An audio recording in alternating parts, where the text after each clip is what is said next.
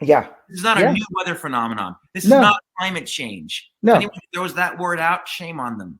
Yeah. This is just a fact of life of being. We're in the desert. We're in Nevada.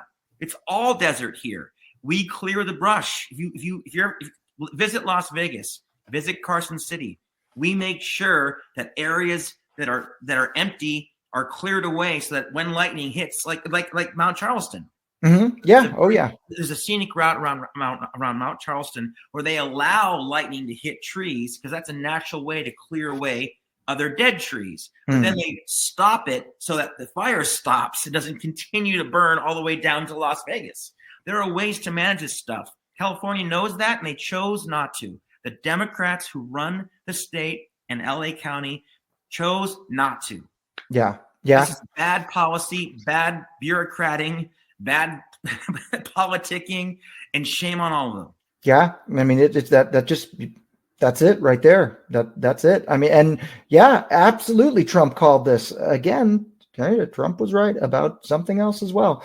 I mean, listen to this, folks of California. Check this out.